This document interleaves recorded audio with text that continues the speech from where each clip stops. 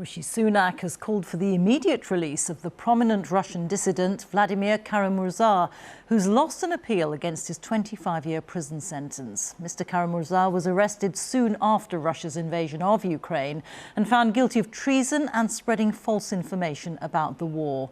Our Russia editor Steve Rosenberg reports now from Moscow. He came to court with little hope, but lots of support. And for that, Vladimir Kara-Mirza was clearly grateful.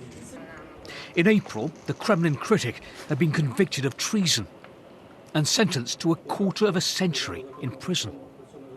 This was his appeal hearing. The result, as expected, appeal rejected.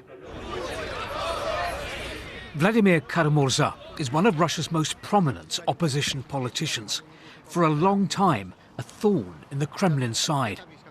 He'd lobbied Western governments to impose sanctions on Russian officials for corruption and human rights abuses. He denounced the war in Ukraine. He holds Russian and British citizenship. His supporters condemned the ruling. It's very painful because 25 years, it's something unbelievable. He's a strong man which wants to make the better future for Russia.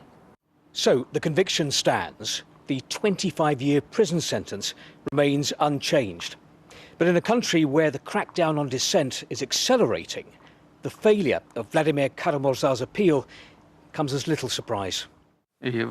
Over the weekend, Vladimir Putin made it clear what he thinks of dissent. A reporter asked whether it was normal for people to be arrested for things they've written or said. The Russian Federation is in a state of armed conflict with her neighbour. I think there should be a certain attitude towards those people who are causing harm inside the country. Back in court, friends, he says, everything will be okay. Freedom, they shout. That's optimistic. For Vladimir Kara-Mirza, freedom feels a long way off. Steve Rosenberg, BBC News, Moscow.